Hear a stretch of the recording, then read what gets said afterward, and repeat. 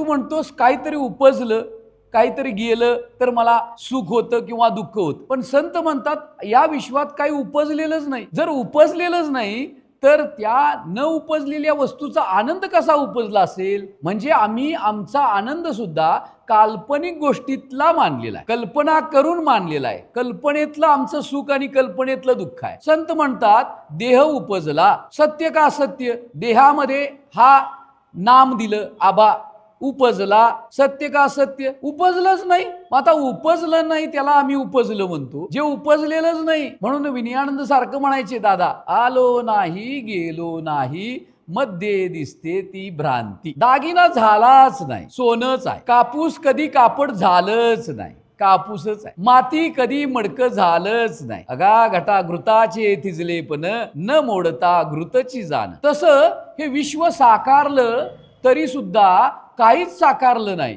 मग काय साकारली?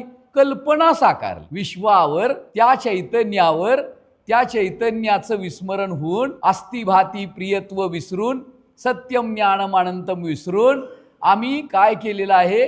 त्या अस्तित्वावर आवरण आलं, अज्ञानातनं आवरण निर्माण झालं आणि देहरूपी आणि जगतरूपी भ्रांती निर्माण झाली. त्या भ्रांतीचं नाव जगत आहे. जसं सोने लेणे हुनी घडे, तयाचे सोने पण काय मोडे, तसे समस्त श्री वासुदेव ऐसा प्रतिती रसाचा ओतला भाव. असा भाव आमच्याकडे असायला पाहिजे, तशी भाव जागृती व्हायला पाहिजे. आणि ती कधी होईल तर जाणतेने गुरु भजी. हे जर तुला करायचं असेल आणि परमार्थामध्ये काय जाणायचं आहे? विनयानंद म्हणायचे सर नथिंग न्यू, अध्यात्मामध्ये नथिंग न्यू. कोण काय नवीन काय सांगत असेल तर ते म्हणले काय नवीन सांगू शकत नाही, कारण का एकच आहे, एकच होतं आणि एकच राहणार आहे. नवीन नवीन काय आहे? नवीन काय नाही. शब्द नवीन असतील, भाषा नवीन असेल, ग्रंथ नवीन असेल, पण नवीन काय नाही. जुने ठेवणे मीपणे कळेना. जुनं ठेवणं आहे, जुनाट आहे, पण कधी जुनं होत नाही, नवीन आहे. नित्य नूतन गीतात काय असेल तैसे हे नित्य नूतन गीतात. म्हणून